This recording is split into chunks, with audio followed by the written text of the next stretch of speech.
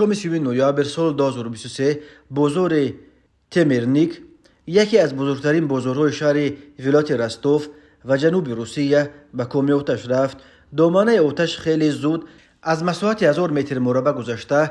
نیمه شب به گفته رئیس بازار شامیل قربشویف از 2000 متر مربع گذشت. شهردار رستوف الکسی لگویننک بعد نیمه شب در کانالش در تلگرام نوشت که مساحت سوختار تا به 3000 متر مربع رسید. شامیل قربشویف به خبرگزاری تاس گفت هنوز حجم ضرر سوختار را معاین نکردند.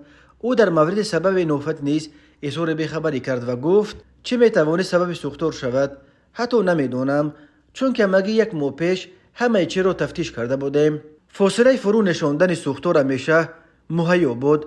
در هر پاویلیون 2 یا 3 وسیله سوختار نشانی موجود بود. همه تمرین گرفته بودند. نزدیکی های نیمه شب نیروهای پلیس و آمان به بازار تمرنیک سفربر کرده شدند. آنها باید به سوختار نشانا کمک و رعایت ترتیبات جمعیتی را تامین کنند.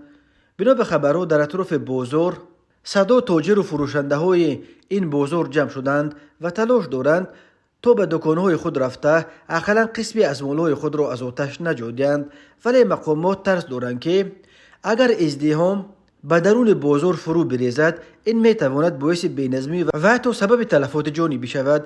در بازار تمرنیک صدا مهاجر از آسیا میانه از جمله تاجیک‌ها کار میکنند.